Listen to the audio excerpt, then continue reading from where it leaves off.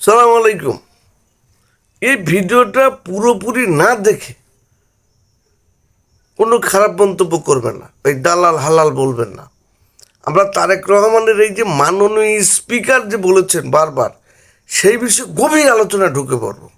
তার আগে এই যে মাননীয় স্পিকারকে আমরা তো চেনেন, হাফিজউদ্দিন সাহেব, উনি সম্ভবত বিএনপির একজন ভালো পদে রয়েছেন, ভাইস চেয়ারম্যান নাকি, যাই হোক একটা ভালো পদে রয়েছেন, উপদেষ্টা নাকি, যাই হোক।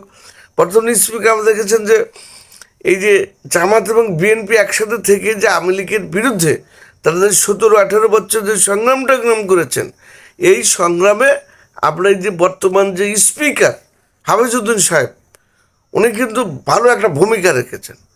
আপনারা দেখেছেন যে এই মানে আপনার এই 17 বছর যে বিএনপি এবং জামাত একের সাথে থেকে তাদের সংগ্রাম করেছে হাসিনার বিরুদ্ধে, পতিত সরকারের বিরুদ্ধে। আমরা দেখেছেন যে বিভিন্ন সময় এই যে বিএনপি জামাত নির্যাতিত হয়েছে, এই সময় এসে তিনি কিন্তু মানে বিভিন্ন সময় এসে ভালো ভালো বক্তৃতা দিয়ে এই আপনার বিএনপিকে সক্রিয় করেছে।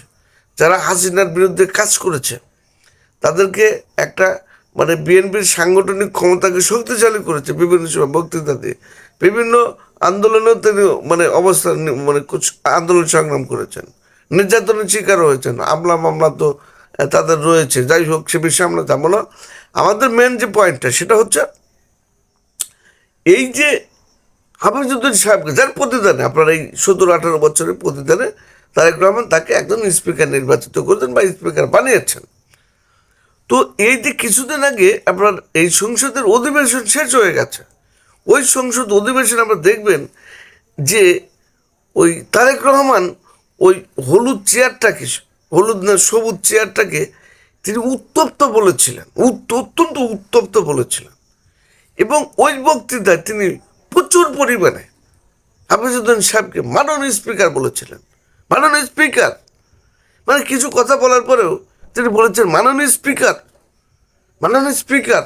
এই যে মাননীয় স্পিকার, মাননীয় স্পিকার কত সুন্দর সম্মান করছেন। তিনি যে একজন প্রধানমন্ত্রী তিনি ভুলেই গেছেন যে আমি একজন প্রধানমন্ত্রী, সেই মানে মূল্যবোধ তার ভিতরেই নেই। কত সম্মান দিয়ে একজন স্পিকারকে কথা বলছেন। এই বিষয়গুলো যারা সামরিক এবং মানে রাজনৈতিক বিশ্লেষক রয়েছেন, বাংলাদেশের যারা উপদেষ্টা রয়েছেন, তারা বিশ্লেষণ করে দেখেন এই স্পিকার বলার মধ্যে কত সৎ ন্যায় মানে ন্যায়পরায়ণ উপস্থিত রয়েছে। এটা গভীরভাবে বিশ্লেষণ না করলে বোঝা যাবে না। সুতরাং আমরা এই মাননীয় স্পিকার এই বলার মধ্যে উনি যে একজন প্রধানমন্ত্রী সেটা ভুলেই গেছেন। উনি বারবার মাননীয় স্পিকারকে এত সুন্দরভাবে সম্মান প্রদর্শন করছেন। আমি এই বিষয়টা দেখে মানে হতবাক হয়ে একটা ভিডিও না বানিয়ে ছাপ পারলাম না। কেউ দালাল হালাল বলবে না, এটা আমার মত প্রকাশ। আমার ভালো লেগেছে, আমি বলেছি।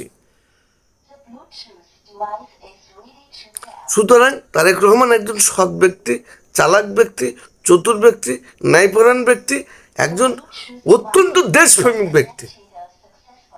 বুঝতে পারছেন? তো সবাই ভালো থাকবেন। আল্লাহ হাফেজ।